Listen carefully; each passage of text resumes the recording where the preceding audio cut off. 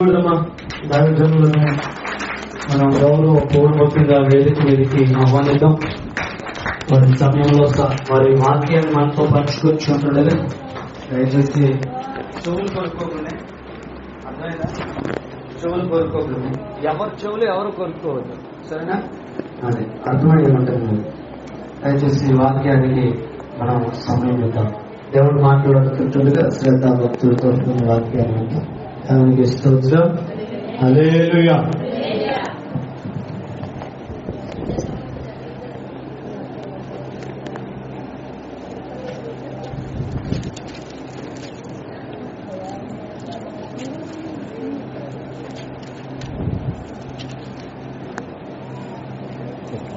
ఇబ్బంది ఉంది రాబెట్టాము.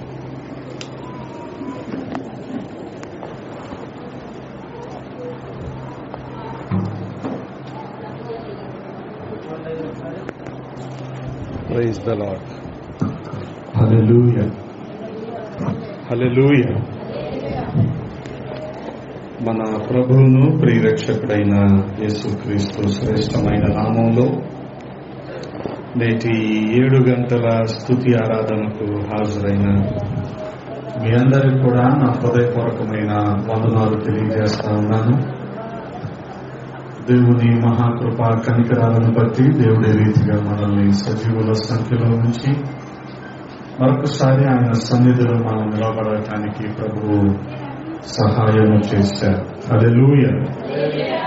మరి మీ మధ్యలోనికి రావటానికి ముఖ్య కారకులైన మరి సురేష్ అయ్య గారిని బట్టి, అదే రీతిగా స్థానిక సంఘ కాపరి దైవజనులు రాజు గారిని బట్టి నేను ప్రభువుని ఎంతగానో స్తుతిస్తూ ఉన్నా. హల్లెలూయా. ప్రేమేరో గోర్బాయో బియావునో యేసుర నామేన సే వందనాలు కూర్చు. హల్లెలూయా. ఒక చిన్న పాట పాడుకొని మనం వాక్య ధ్యానంలోనికి వెళ్దాం. మీ అందరికి వచ్చనుకుంటా పాట వచ్చా? యేసు బా తారో ప్రేమ కతరా మీకు వచ్చా? వస్తే నాతో కలిసి పాడండి. కనీసం రెండోసారి అయినా నాతో కలిసి పాడండి, సరేనా? యేసు బా తారో ప్రేమ కతరా మీటో బా లోయిన రేడన జాన దినో జక ఊతారో ప్రేమ ఊతారో ప్రేమ యేసు బా తారో ప్రేమ కతరా మీటో బా లోయిన రేడన జాన దినో జక్ ఊతారో ప్రేమ ఊతారో ప్రేమ పాపే నా మాకి దో సరపెరో కాంటెరో కిరీటా పేరో పాపే నా మాకి దో సరపెరో కాంటెరో కిరీటా పేరో మారో బలాయి సారో తార జీవడా మగవేగో ఓ యేసు యేసు బా తుజా మారో జీవా యేసు బా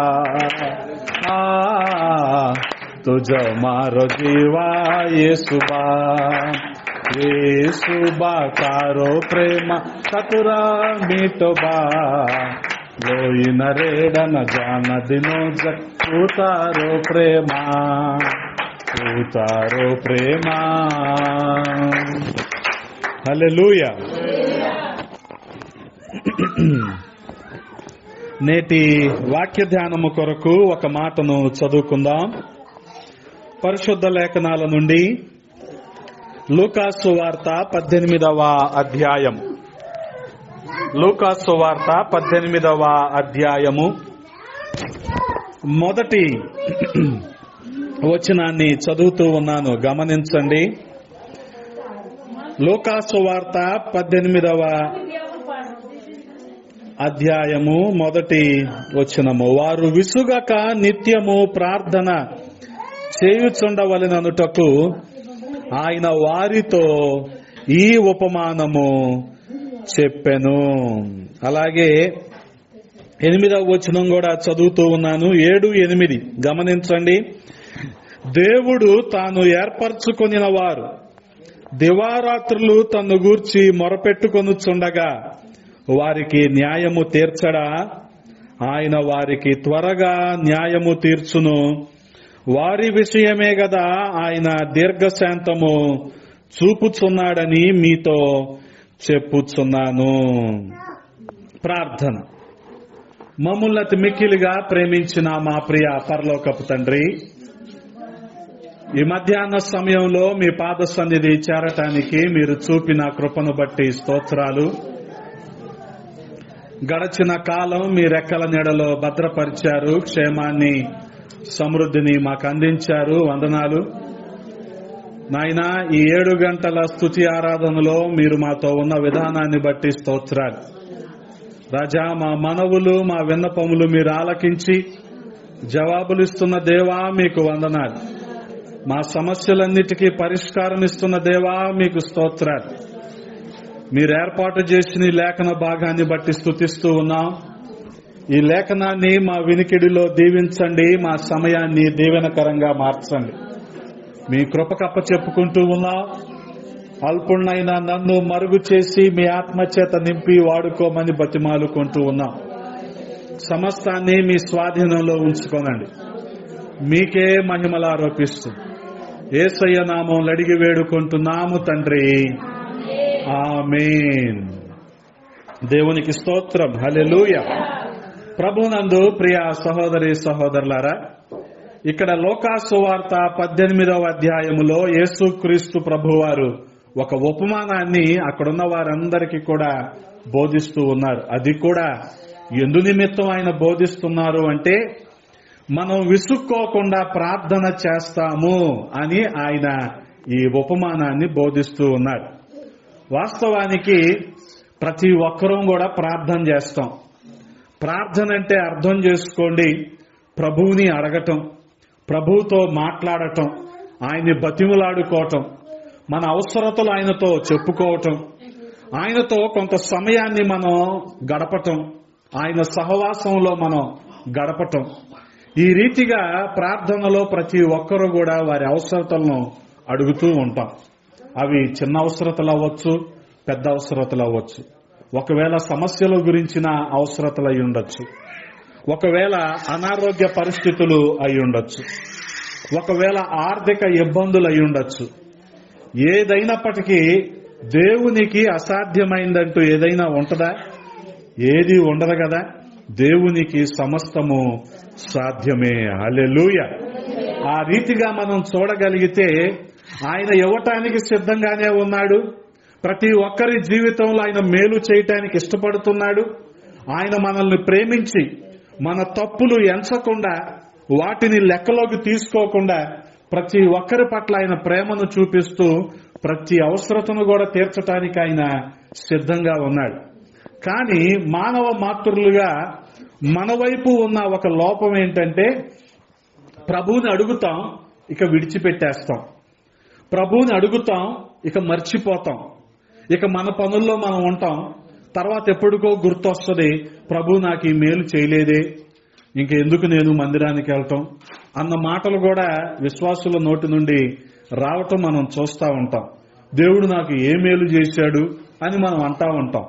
అందుకనే గమనించండి ప్రియ సహోదరి సహోదరులారా, దేవుని లేఖనంలోని మాటలు, ఆయన ధర్మశాస్త్రములో ఉన్న వాక్యాలు, వాటిని అటువంటి ఆశ్చర్యకరమైన సంగతులు మనం గ్రహించేలాగా మన కళ్ళు తెరవబడాలి.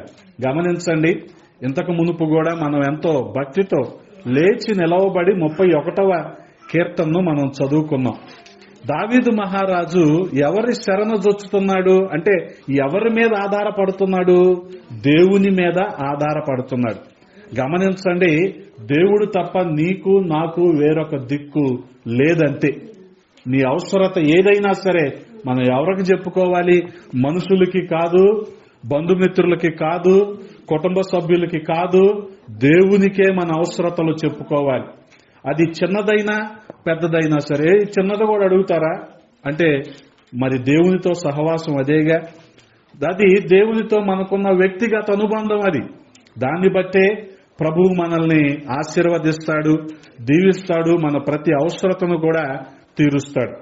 పరిశుద్ధ గ్రంథం ఎంత తేటగా ఉంటదంటే, ఎంత స్పష్టంగా మనతో మాట్లాడుతుందంటే, గమనించండి, కీర్తనల్లో దావీదు మహారాజు అంటాడు, మరి కొండల తట్టు నా కన్నులెత్తుచున్నాను, నాకు సహాయము ఎక్కడి నుండి వస్తుంది అంటాడు. ఆ తర్వాత చరణంలోనే అంటాడు, గమనించండి, యెహోవా వలననే నాకు సహాయము. కాబట్టి ఆయన తప్ప వేరొక దిక్కు మనకి లేదు. అది ఎటువంటి అవసరత అయినా సరే, ఎటువంటి పరిస్థితి అయినా సరే ప్రభువుని మనం అడిగి పొందుకోవాలి. అది కూడా విసుగక అడగాలి ఆయన్ని. ఒకసారి అడిగాంగా ఇంకేం అడుగుతానులే అన్న గరానాగా ప్రెస్టీజ్గా ఉండకూడదు. ఆయన్ని అడగాలి. ఎలా అడగాలో తెలుసా? గమనించండి, విసుక్కోకుండా అడగాలి. విసుక్కోకుండా అడగాలి. కొంతమందికి ఎలా ఉంటదంటే, ఒకసారి చెప్పాంగా చాలే అన్నట్టు ఉంటది. కానీ మన అవసరత మనము తిరిగి పొందుకునేంత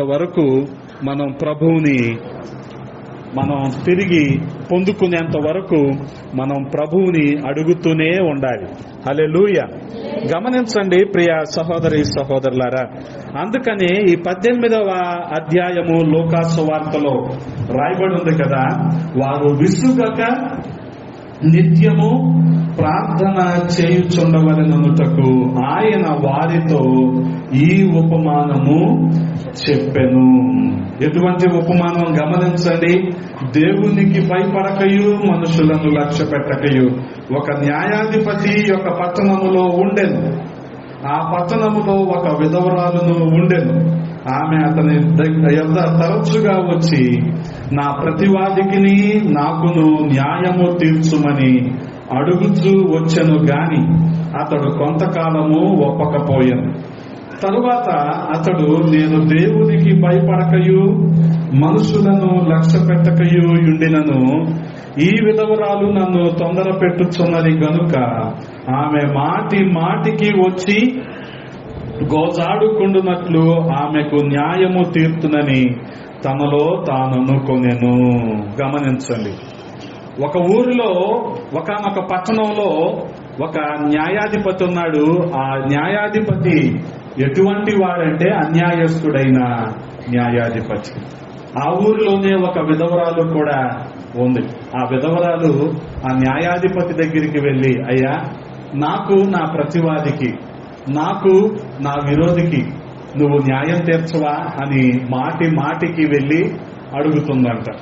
అతనేమో చాలా కాలం ఆమెను తిప్పిస్తూనే ఉన్నాడు. ఆమె అడుగుతుంది, ఆయనేమో తర్వాత రా అంటున్నాడు. ఆమె అడుగుతుంది, ఆయనేమో తర్వాత రా అంటున్నాడు. మనమైతే ఏం చేస్తాం? ఒకసారి అడిగి, సర్లే ఈసారి ఆయన పిలిపించినప్పుడు వెళ్దాంలే అని మనం అనుకుంటాం. కానీ ఆమె ఎలాగ వెళ్ళిందంట ఆయన దగ్గరికి?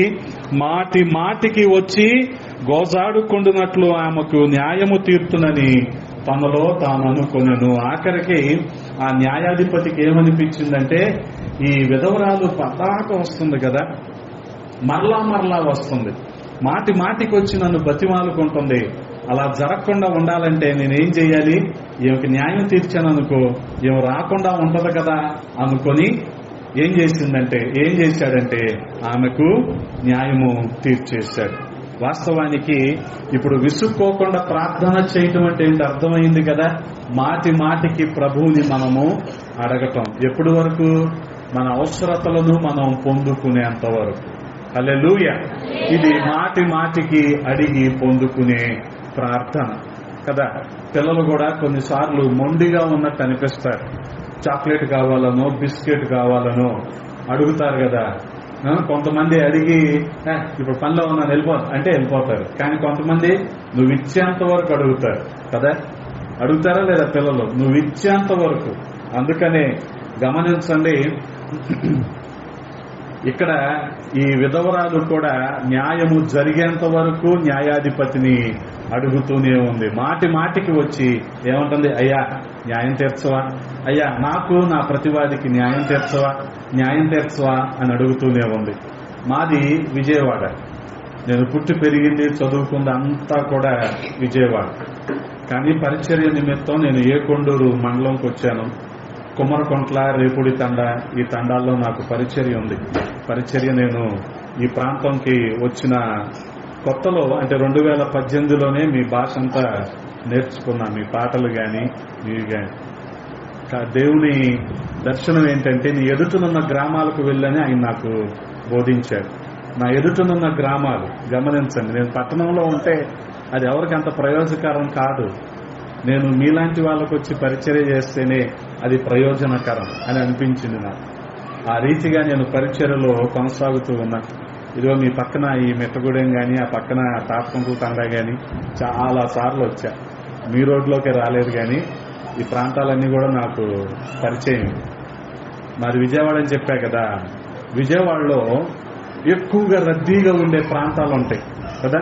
ఆ రద్దీగా ఉండే ప్రాంతాల్లో ఇంత పిల్లలు అడుక్కుంటా ఉంటారు, భిక్షం ఎత్తుకుంటా ఉంటారు. వీళ్ళు ఎవరిని అడుగుతారో తెలుసా? వీళ్ళకి చాలా అవగాహన ఉంటుంది. ఎవరిని అడగాలో తెలుసు, వాళ్ళని అడుగుతారు. అందరిని అడగరు, ఇచ్చే వాళ్ళని అడుగుతారు, ఇచ్చేంత వరకు అడుగుతారు. తెలుసా? ఇచ్చే వాళ్ళని అడుగుతారు. వాళ్ళు దారిని పోయే ప్రతి ఒక్కరిని అడగరు. ముఖ్యంగా ఎవరిని అడుగుతారంటే కాలేజీ పిల్లల్ని అడుగుతారు. ఎందుకని? వాళ్ళ దగ్గరికి వెళ్ళి అన్న అన్న అన్న అన్న అన్న ఇవా ఇవా ఇవా అంటే ఆ చుట్టుపక్కల పరులు పోద్దని అది ఖచ్చితంగా ఏం చేస్తాడు? ఇచ్చేస్తాడు. అలాగే కాలేజ్ అమ్మాయిలు ఉంటారు కదా, అక్క అక్క అక్క అక్క అక్క అక్క అంటే ఏం చేస్తారు వాళ్ళు? అయ్యో చుట్టుపక్కల ఎవరైనా చూస్తున్నారా, చాలా చండాలంగా ఉంటుంది, నన్ను కూడా చిన్న చూపు చూస్తారు, ఏంటి ఆ చిన్నపిల్ల చేతి ఇన్నిసార్లు అడిగించుకుంటుంది అనుకుంటారని ఏం చేస్తారు? వాళ్ళ దగ్గర ఉన్న చిల్లర ఏదో ఇచ్చేస్తారు. ఈ చిన్నపిల్లలే గాని వీళ్ళకి మనిషిని చూడంగానే ఎవరిస్తారో వీళ్ళకి తెలిసిపోద్ది. అలాగే అడుగుతారు, ఇచ్చేంత వరకు అడుగుతారు. గమనించండి, ఇచ్చేంత వరకు అడుగుతారు. పోనీ వీళ్ళు ఇస్తారని తెలుసు కదా, ఈ లోపు నెక్స్ట్ ఎవరిని అడగాలి, తర్వాత ఎవరిని అడగాలో కూడా ముందే నిర్ణయించుకుంటారు. ఇలా అడుగుతారు చూడండి, అక్క అక్క అక్క అక్క అక్క అక్క అంటే వీళ్ళని చూడరు.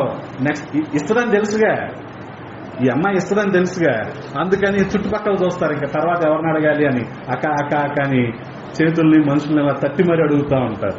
అందుకనే గమనించండి, ఈ పిల్లలకి తెలుసు ఎవరిస్తారో తెలుసు, వారిని అడుగుతారు, ఇచ్చేంత వరకు అడుగుతారు. అలాగే మనము కూడా ఇచ్చేది ఎవరని చెప్పాను? మనకి ఏ సమస్య ఉన్నప్పటికీ దాన్ని తీర్చేది ప్రభువే కదా. అందుకని ఆయనే దిక్కు కాబట్టి ఆయన్నే మనం అడగాలి, పొందుకునేంత వరకు అడగాలి. హల్లెలూయా. అదే విసుగక చేసే ప్రార్థన. విసుగక చేసే ప్రార్థన పొందుకునేంత వరకు, అది ఎటువంటి అవసరత అయినప్పటికీ. బహుశా మన అవసరతలు ఎవరైనా తెలిసి ఏంటి ఈ చిన్నది కూడా అడుగుతారా అన్నా సరే మనం ప్రభువుని అడిగి పొందుకోవాలి. ఇది మన వ్యక్తిగతమైనది, దేవునికి మనకు మధ్యలో ఉన్నది ఇది. అందుకనే ప్రియ సహోదరి సహోదరులారా, చూడగలిగితే యేసుక్రీస్తు ప్రభువు వారు ఈ ఉపమానాన్ని ఎందుకు చెప్పారు అంటే విసుక్కోకుండా మనము ప్రార్థన చేస్తాము అని కదా. వాస్తవంగా మొదటిలో ఉన్న పట్టుదల రాను రాను సన్నగిల్లిపోతా ఉంటది. అంత పట్టుదల ఉండదు. ప్రారంభ దినాలలో విశ్వాసికి ఉన్న పట్టుదల, ఆ మంట రాను రాను తగ్గిపోతా ఉంటది. అందుకనే మనం కూడా విసుక్కోకుండా ప్రభు ప్రార్థనలో మనం కొనసాగుతామని ఆయన ఈ ఉపమానాన్ని మనకు బోధించారు. గమనించండి, అందుకనే రాయబడి ఉంది కదా, దేవుడు తాను ఏర్పరచుకొనిన వారు దివారాత్రులు తను గూర్చి మొరపెట్టుకొనుచుండగా వారికి న్యాయము తీర్చడా కదా. ఆయన్నే గురిగా కలిగి ఆయన నమ్ముకొని ఆయన యందు విశ్వాసం ఉంచి ఆయన అడిగాము అనుకోండి, ఆయన మనకు న్యాయము తీర్చడా? తీరుస్తాడు. ఆయన వారికి త్వరగా న్యాయము తీర్చును. వారి విషయమే కదా ఆయన దీర్ఘశాంతము చూపుతున్నాడని మీతో చెప్పుతున్నాను. హల్లెలూయా. గమనించండి ప్రియ సహోదరి సహోదరులారా, మన నిమిత్తమే ఆయన ఎదురు చూస్తున్నాడు. మన అవసరతల నిమిత్తమే ఆయన ఎదురు చూస్తున్నాడు. నా బిడ్డలు ఏమడుగుతారు, వారికి అది చేద్దాము, అది ఇద్దాము, వారి విశ్వాసానికి తగిన ఫలం ఇద్దాము అని ఆయన ఎదురు చూస్తా ఉన్నాడు. కానీ మనమేం చేస్తామంటే ఏదో వాడుగ్గా అడిగేసి ఇక మన ప్రయత్నాల్లో మనం ఉంటాం కదా. ఇది విశ్వాసము కాదు. గమనించండి, ఆయన మీద ఆధారపడటం, ఆయన్ని అడగటం, అది కూడా పొందుకునేంత వరకు అడుగుతూనే ఉండటం. గమనించండి, పొందుకునేంత వరకు అడుగుతూనే ఉండటం, ఇవన్నీ కూడా మన విశ్వాస జీవితానికి చాలా అవసరం. అందుకని ఇది ఎటువంటి ప్రార్థన అని చెప్పాను మీకు, విసుగక చేసే ప్రార్థన, పట్టుదలతో చేసే ప్రార్థన. అందుకనే మనం చూడగలిగితే ఇదే లూకా సువార్త 11వ అధ్యాయములో కూడా ఒక మాటను మనం చదువుతూ ఉన్నాం. గమనించండి. 11వ అధ్యాయము 5వ వచనం నుంచి కొన్ని మాటలు నేను చదువుతూ ఉన్నాను. ఆయన వారితో ఇట్లనెను, మీలో ఎవరికైనను స్నేహితుడుండగా అతడు అర్ధరాత్రి వేళ ఆ స్నేహితుని వద్దకు వెళ్లి, స్నేహితుడా, నాకు 3 రొట్టెలు బదులిమ్ము, నా స్నేహితుడు ప్రయాణము చేయించు మార్గములో నా యొద్దకు వచ్చి ఉన్నాడు, అతనికి పెట్టుటకు నా యొద్ద ఏమీ లేదని అతనితో చెప్పిన ఎడల, అతడు లోపలనేయుండి, నన్ను తొందర పెట్టద్దు, తలుపు వేసి ఉన్నది, నా చిన్నపిల్లలు నాతో కూడా పండుకొని ఉన్నారు, నేను లేచి ఇయ్యలేనని చెప్పునా, అతడు తన స్నేహితుడైనందున లేచి ఇయ్యకపోయినను అతడు సిగ్గుమాలి మాటి మాటికి అడుగుట వలనైనను లేచి అతనికి కావలసినవన్నీ ఇచ్చునని మీతో చెప్పుచున్నాను. గమనించండి. అర్ధరాత్రి అయిపోయింది. ఇంటికి ఒక బంధువులో స్నేహితులో వచ్చారు. కానీ ఆ స్నేహితునికి ఇవ్వటానికి మన దగ్గర ఏమీ లేదు. బాటీ లేదు, బోటీ లేదు. ఏం చేయాలి ఇప్పుడు? అందుకని మన ఇంటి పక్కన వాళ్ళ దగ్గరికి వెళ్ళి, అయ్యా, ఇలాగ మా ఇంటికి మా స్నేహితుడు వచ్చాడు, మరి ఆయనకి పెట్టడానికి ఏమైనా ఇవ్వు అంటే అతను ఏమంటాడు, ఒకవేళ ఇప్పుడే గిన్నెలన్నీ సర్దేశాను, అంతా అయిపోయింది, మిగిలింది కూడా కుతరాకు పెట్టేశాను, ఇంకేమీ లేదు, నీకు నేను ఇవ్వలేను, పిల్లలందరూ నిద్రపోతున్నారు అని చెప్తాడా? ఒకవేళ లేచి ఇవ్వలేని పరిస్థితి అయినా సరే మనం ఎలా అడుగుతాము? మాటి మాటికి కొద్దిగా పెట్టవా, కొద్దిగా ఇవ్వా, ఇదిగో ఈ ఒక్కసారి నాకు సాయం చెయ్యి, రేపొద్దున ఏమైనా ఉంటే నీకు నేను సాయపడతాను అని ఇలా అడుగుతున్నాం అనుకో, ఇలా చెప్తున్నాం అనుకో, అతనికి ఎలాగుంటది? అతను లేచి ఇవ్వలేని పరిస్థితుల్లో ఉన్నా సరే అతను ఏం చేస్తాడు? ఖచ్చితంగా ఇస్తాడు. హల్లెలూయా. ఎలా అడుగుతున్నాడంటే ఇక్కడ మాటి మాటికి సిగ్గుమాలి కదా. చెప్పాను కదా, కొంతమందికి మొహమాటం, దేవుడిని అడగడానికే మొహమాటం. కొంతమందికి ప్రెస్టేజ్, ఆ దేవుడికి తెలీదా అంటారు. తెలుసు, కానీ అడగటం వలన ఆయనతో మనకున్న సహవాసము అధికం అవుతుంది. అడగటం వలన ఆయనతో మనకున్న అనుబంధం ఇంకా పెరుగుతుంది. గమనించండి. ఆయనకి తెలియక కాదు, ఆయనకి అంతా తెలుసు. కానీ మనం అడగటం వలన మన విశ్వాసం ఏంటో ఆయనకి తెలుస్తుంది. అందుకనే ఎలాగ అడగాలి? ఆయన అడిగేటప్పుడు మాటి మాటికి విసుక్కోకుండా అడగాలి ఒకటి. ఇంకా ఎలా అడగాలి ఆయన్ని? మాటి మాటికి సిగ్గుమాలి అడగాలి. గమనించండి. మాటి మాటికి సిగ్గుమాలి అడగాలి. చిన్న చిన్న విషయాలు ఏమడుగుతాంలే అని మనం అనుకుంటాం కానీ వాటిల్లో కూడా ప్రభు సహాయాన్ని మనం కోరుకున్నప్పుడు ఆయన మనకు ప్రతి అవసరతను తీర్చడానికి ఆయన సిద్ధంగా ఉన్నాడు. గమనించండి. అందుకనే అక్కడ రాయబడి ఉంది కదా, అతడు సిగ్గుమాలి మాటి మాటికి అడుగుట వలనైనను లేచి అతనికి కావలసినవన్నీ ఇచ్చును అని మీతో చెప్పుచున్నాను. అటువలే మీరును అడుగుడి మీకు ఇయ్యబడును, వెదకుడి మీకు దొరుకును, తట్టుడి మీకు తీయబడును. అడుగు ప్రతి వానికి ఇయ్యబడును, వెదకువానికి దొరుకును, తట్టువానికి తీయబడునని మీతో చెప్పుచున్నాను. గమనించండి. వాస్తవానికి మనం మేళ్లు పొందకపోవటానికి కారణం ఏంటో తెలుసా? ఆయన అడగకపోవటమే. అడిగిన ప్రతి వారికి ఇవ్వటానికి ఆయన సిద్ధంగా ఉన్నాడు, కానీ మనమే అడగట్లేదు. ఆయన దగ్గర సమృద్ధిగా మేళ్లు, ఆశీర్వాదాలు, దీవెనలు ఉన్నాయి, కానీ మనమే ఆయన అడగట్లేదు కదా. గమనించండి. అందుకనే అడుగుడి మీకు ఇయ్యబడును, అడిగిన ప్రతి వారికి కూడా ఇవ్వబడుతుంది కదా. వెదకిన ప్రతి వారికి కూడా దొరుకుతుంది, తట్టిన ప్రతి వారికి కూడా ఆశీర్వాద తలుపులు తీయబడతాయి.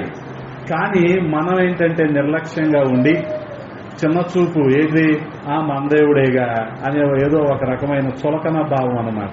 అందుకని ఆయన అడగం. మనం ఎంతసేపు మనుషుల మీద ఆధారపడతామే గాని దేవుణ్ణి అడిగి పొందుకుందాము అన్న ఇది మనకి కలగదు. గమనించండి. మనం ప్రభువుని అడిగి ఆయన సహాయం కొరకు ఎదురు చూశామనుకోండి, ఆయన మనం ఊహించని రీతిగా ప్రతి అవసరతను కూడా తీరుస్తాడు. హల్లెలూయా.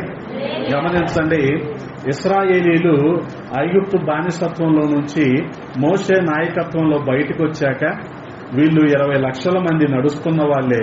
ఇక ఒంటెల మీద గాని, గొర్రెల మీద, గాడిదల మీద ఉన్నవారు ఇంకెంతమందో. మొత్తానికి ఇన్ని లక్షల మందికి వంట చేయటం అంటే ఎక్కడి నుంచి ఆహార పదార్థాలు తేవాలి, ఎక్కడి నుంచి వంట చెరుకు తేవాలి, ఏం తేవాలి, ఏం వండాలి, ఎన్ని గంటలు పట్టుద్ది కదా, ఎన్ని గంటలు పట్టుద్ది. కానీ వీళ్ళు ఏమైనా వ్యవసాయం చేశారా, పంటలు పండించారా? ఏమీ చేయలేదు కదా. తెల్లారేసరికల్లా దేవుడు వీరిని ఎలా పోషించాడు? ఆకాశపు వాకిళ్లు విప్పి దేవదూతలు తినే మన్నాను వీరి కోసం ఆయన పంపించాడు. హల్లెలూయా. ఆ మన్నా తిన్నారు వీళ్ళు. 40 సంవత్సరాలు ఆ రీతిగా పోషించబడ్డారు. అర్థమవుతుంది కదా. గమనించండి, దేవుని సమకూర్పు ఆ రీతిగా ఉంటది. మనం ఊహించం, ఇశ్రాయేలీలు కూడా ఊహించలేదు. ఎలాగా రేపొద్దున మా పరిస్థితి అనుకున్నారు. కానీ ఆయన ప్రతిరోజు కూడా నూతనంగా, ప్రతిరోజు కూడా తాజాగా ఉదయాన్నే మన్నాను వాళ్ళ పాలెం మీద కురిపించేవాడు. వాళ్ళు తినటం, సమృద్ధిగా ఉండటం. లేదు సాయంత్రానికి దాచుకుందాం, రేపటికి దాచుకుందాం అంటే ఏమైపోయేది? అది బూజు పట్టేసేదంట, పాడైపోయేది అది. ఎందుకని? రేపు ఆయన ఇస్తున్నాడుగా. ఇక ఎక్కడ మన నిరీక్షణ? ఆ నిరీక్షణ మనకు లేనప్పుడే మనం పోగేసుకుంటాం, దాచుకోవటానికి చూస్తాం.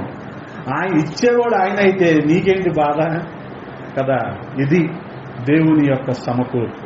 ఆయన అద్భుతంగా పోషిస్తాడు, అద్భుతంగా నడిపిస్తాడు. మనం ఊహించం.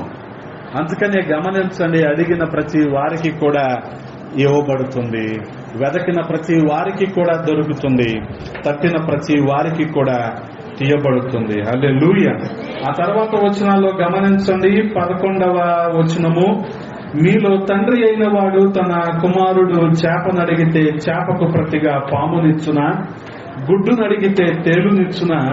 కాబట్టి మీరు చెడ్డవారయ్యుండియు మీ పిల్లలకు మంచి ఈవులనీయనెరిగి ఉండగా పరలోకమందున్న మీ తండ్రి తన్ను అడుగు వారికి పరిశుద్ధాత్మను ఎంతో నిశ్చయముగా అనుగ్రహించుననెను.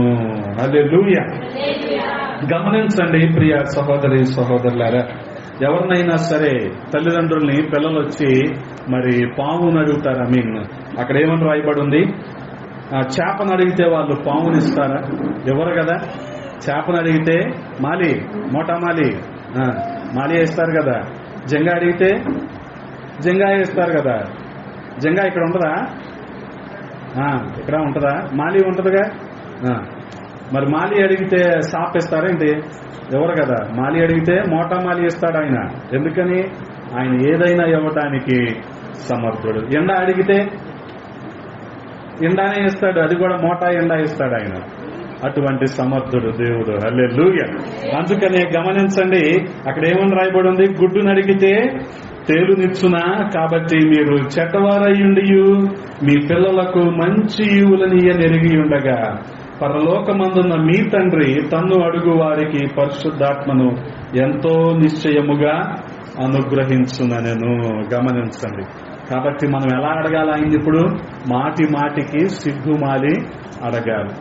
మన కుటుంబ అవసరతం, మన పిల్లల భవిష్యత్తు, వారి చదువు, వారి భవిష్యత్తు, వారు ఏ రీతిగా ప్రయోజకులు అవ్వాలి, ఎటువంటి ఉద్యోగాల్లో వారు ఉండాలి, ఈ విషయాలన్నీ కూడా ప్రభువుని అడిగి మనము పొందుకోవాలి. హల్లెలూయా. అందుకని ఆయన ఏ రీతిగా ప్రార్థన చేయాలని ప్రభువు వారు మనకి బోధిస్తూ ఉన్నారు. మరి మాటికి విసుగాక ప్రార్థన చేయాలని ఆయన బోధిస్తున్నారు. అలాగే ఆయన ఎలా అడగాలని ఆయన మనకి బోధిస్తున్నారు. మాటికి సిగ్గుపడకుండా, సిగ్గు విడిచి ఆయన్ని మనము అడగాలని ఆయన మనకి బోధిస్తూ ఉన్నారు. హల్లెలూయా. ఇదే విషయాన్ని మత్తయి సువార్త 7వ అధ్యాయంలో కూడా మనం చూడగలిగితే, మత్తయి సువార్త 7వ అధ్యాయములో మనం చూడగలిగితే అక్కడ రాయబడి ఉంది కదా, 7:7 అడుగుడి మీకియ్యబడును, వెదకుడి మీకు దొరుకును, తట్టుడి మీకు తీయబడును. అడుగు ప్రతివాడును పొందును, వెదకువానికి దొరుకును, తట్టువానికి తీయబడును. మీలో ఏ మనుష్యుడైనను తన కుమారుడు తను రొట్టెను అడిగిన ఎడల వానికి రాతినిచ్చునా, చేపను అడిగిన ఎడల పామునిచ్చునా? గమనించండి. ఏ తల్లిదండ్రులైనా అలా చేస్తారా కదా? అందుకనే యెషయా గ్రంథము 49వ అధ్యాయం 15వ వచనంలో ఏమని రాయబడిందంటే, మరి స్త్రీ తన బిడ్డను మర్చిపోయినా, ఒకవేళ చంటి బిడ్డను మర్చినా సరే నేను మిమ్ముల్ని అసలు నేను మరువను అని ఆయన చెప్తున్నాడు. అలాగే ఆయన మనల్ని ఎలా చూస్తున్నాడంటే, ఆయన అరచేతుల్లో మనల్ని చెక్కుకొని ఉన్నాడంట. కాబట్టి మన అవసరతలను బట్టి మనం ఎప్పుడైతే అడుగుతామో ఆయన మనకి ఇవ్వటానికి సిద్ధంగా ఉన్నాడు. ఏ తల్లిదండ్రులైనా సరే గమనించండి. మరి రొట్టెను అడిగితే రాయి బాటా ఇస్తారా? ఎవరు కదా. మరి చేపను అడిగితే పావునిస్తారా? ఎవరు కదా. అలాగే మన పరలోకపు తండ్రి గమనించండి, ఆయన సమస్తాన్ని కూడా మన కోసం సిద్ధపరిచి ప్రతిదీ కూడా సమృద్ధిగా ఆయన ఇవ్వటానికి సిద్ధంగా ఉన్నాడు. హల్లెలూయా. అందుకనే గమనించండి, మనకున్న నిరీక్షణ, మనకున్న ధీమా ఏంటో తెలుసా? అడుగుడి మీకు ఇయ్యబడును. బాగా గుర్తుపెట్టుకోవాలి, మీరు బాగా గుర్తుపెట్టుకోవాలి. మత్తయి 7:7 అడుగుడి మీకు ఇయ్యబడును, వెదకుడి మీకు దొరుకును, తట్టుడి మీకు తీయబడును. హల్లెలూయా. దేవుడు మనకిస్తున్న వాగ్దానం ఇది. మత్తయి 7:7 ఇదే మనకు నిరీక్షణ. దీన్ని పట్టుకొని ప్రార్థన చేద్దాం. ప్రభువా, మేము అడిగితే మీరు ఇస్తానన్నారు, మేము అడుగుతున్నామయ్యా. విసుక్కోకుండా మాటికి అడుగుతున్నామయ్యా.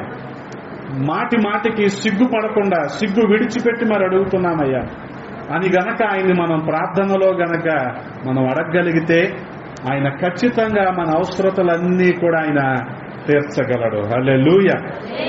అది ఆర్థిక పరమైన సమస్య అయినా సరే, అది అనారోగ్యపరమైన సమస్య అయినా సరే, వీటన్నిటినీ కూడా దేవుడు చక్కబెట్టడానికి సిద్ధంగా ఉన్నాడు. హల్లెలూయా. కాబట్టి ప్రియ సహోదరి సహోదరులారా, ప్రతి ఒక్కరము కూడా ప్రభువుని అడిగి మనము పొందుకోవాలి. అదే రీతిగా మరొక వాగ్దానాన్ని కూడా ప్రభువు మనకి ఇస్తున్నాడు. అదేంటంటే 7ని డబల్ చేయండి. 7కు రెట్టింపు ఎంత? 7కు డబల్ 14. యోహాను సువార్త 14వ అధ్యాయము 14వ వచనము. యోహాను సువార్త 14వ అధ్యాయము 14వ వచనం ఒకసారి చదువుతారా మీరు ఎవరైనా? నా నామమున మీరు నన్ను ఏమడిగినను నేను చేతును. గమనించండి, మత్తయి 7:7 ఇది ప్రభువుని మనం అడిగే విధానం. అలాగే యోహాను సువార్త 14:14 ఏం అడిగినా సరే ఆయన ఇస్తానంటున్నాడు. ఇంత గొప్ప తండ్రి మనకుండగా ఇంక మనకెందుకండి భయం? మనం దేనికి భయపడాలి? దేనికి మనం దిగులు పడాలి కదా? అందుకని దేవుణ్ణి బట్టి మనం ధైర్యంగా ఉండాలి. ప్రార్థనలో ఆయన్ని అడగాలి, విశ్వాసముతో మనం ఆయన్ని అడగాలి, యథార్థంగా ఎదురు చూడాలి. అప్పుడు ఖచ్చితంగా అద్భుత కార్యాలు మన జీవితంలో మనము చూస్తాము. హల్లెలూయా. కాబట్టి ప్రియ సహోదరి సహోదరులారా, ఈ మధ్యాహ్న సమయంలో ప్రభువు మనకి బోధిస్తున్నది ఏంటంటే, మనం ఆయన్ని అడగాలి. ఎలాగా? మాటికి విసుక్కోకుండా అడగాలి. ఎలా అడగాలి? మాటికి సిగ్గు విడిచి మనం ఆయన్ని అడగాలి. అడిగిన ప్రతి వారికి కూడా ఆయన ఇస్తాడు. ఆయన నామములో మనం ఏం అడిగినా సరే ఆయన మనకు ఇస్తాడు. అటువంటి దేవుడు మనకుండగా మనం ఏ విషయాన్ని బట్టి కూడా అధైర్యపడనవసరం లేదు. కాబట్టి విన్న మాటలను బట్టి చిన్న ప్రార్థన చేసుకుందాం. ప్రతి ఒక్కరు కూడా తలలు వంచి కళ్ళు మూసుకున్నట్లయితే, చిన్న ప్రార్థన చేసుకుందాం.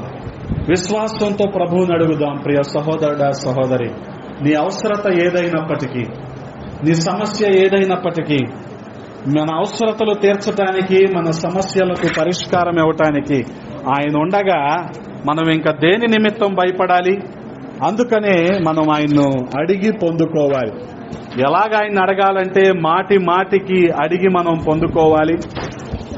మాటికి సిగ్గు విడిచి అడిగి మనం పొందుకోవాలి. దాన్ని బట్టే ప్రభు మన జీవితాల్లో అద్భుతాలను చేస్తాడు. పరిశుద్ధుడా, ప్రేమ కలిగిన తండ్రి, ఈ మధ్యాహ్న సమయంలో కొద్ది మాటలు ధ్యానించటానికి మీరు చూపిన కృపను బట్టి స్తోత్రాలు. రాజా, కొద్ది మాటలు మేము ధ్యానించటానికి మీరు సహాయము చేశారు. మేము విసుగక ప్రార్థన చేయాలనటానికి మీరు ఒక గొప్ప ఉపమానాన్ని మాకు బోధించారయ్యా. మాటి మాటికి మిమ్మల్ని అడిగి మేము పొందుకునే భాగ్యాన్ని ఇవ్వండి. అడిగిన ప్రతి ఒక్కరికి మీరు ఇస్తానన్నారు. మీ నామములో అడిగిన ప్రతిదీ మీరు చేస్తానన్నారు ప్రభా. ఆ వాగ్దానాన్ని బట్టి మేము నిరీక్షణ కలిగి మిమ్మల్ని అడిగే వారముగా ఉండటానికి సహాయము చేయండి. సిగ్గు విడిచి మాటి మాటికి అడిగే భాగ్యాన్ని మాకివ్వమని బతిమాలుకుంటూ ఉన్నామయ్యా. రాజా, ఇక్కడ కూడి ఉన్న ప్రతి ఒక్కరిని మీ హస్తాలకు అప్పచెప్తూ ఉన్నాం. వీరందరి వ్యవసాయములో, వ్యాపారాల్లో, ఉద్యోగాల్లో మీరు తోడుగా ఉండండి, సహాయము చేయండి. అనారోగ్యంతో ఉన్న వారిని స్వస్థపరచండి అయ్యా. ఆర్థిక బాధల్లో ఉన్న వారికి విడుదలనివ్వండి. కుటుంబ సమస్యలు ఉన్న వారికి నెమ్మది, సమాధానాన్ని దయచేయమని బతిమాలుకుంటూ ఉన్నాం తండ్రి. మీ నామములో ఏమడిగినా సరే మీరు చేస్తానన్నారు తండ్రి. మీకు వందనాలు. విశ్వాసంతో అడుగుతున్నాం ప్రభా. యథార్థంగా మీ కార్యాల కోసం ఎదురు చూస్తూ ఉన్నాం. తగిన సమయంలో ప్రతి ఒక్కరి పట్ల మీ మేళ్లను కుమ్మరించమని బతిమాలుకుంటూ ఉన్నాం. సహాయము చేయండి. ఈ ప్రాంతాన్ని మీ హస్తాలకు అప్పచెప్తూ ఉన్నాం. ఇంకా నువ్వు రక్షించబడని అనేకులు ప్రభా ఈ ప్రాంతంలో ఉన్నారు. వారికి రక్షణ భాగ్యాన్ని దయచేయండి. రక్షించబడిన మేము వారి పట్ల బాధ్యత కలిగి, భారము కలిగి వారికి సువార్తను ప్రకటించటానికి ఒక సదవకాశాన్ని దయచేయమని బతిమాలుకుంటూ ఉన్నామయ్యా. ఈ ప్రాంతంలో పరిచర్య చేస్తున్న మీ దీనదాసులు అయ్యగారిని బట్టి వందనాలు. వారి పరిచర్యను వృద్ధిలోనికి తీసుకొని రండి. నూతన ప్రాంతాల్లో విస్తరించబడటానికి సహాయము చేయండి. పరిచర్య ప్రతి అవసరతను తీర్చమని బతిమాలుకుంటూ ఉన్నాం. సమస్తాన్ని మీ హస్తాలకు అప్పగించుకుంటూ యేసయ్య పరిశుద్ధ నామములో అడిగి వేడుకుంటున్నాము తండ్రి. ఆమేన్. మీ అందరికీ వందనాలు. దేవుడు మిమ్మల్ని దీవించునుగాక. ఆమేన్.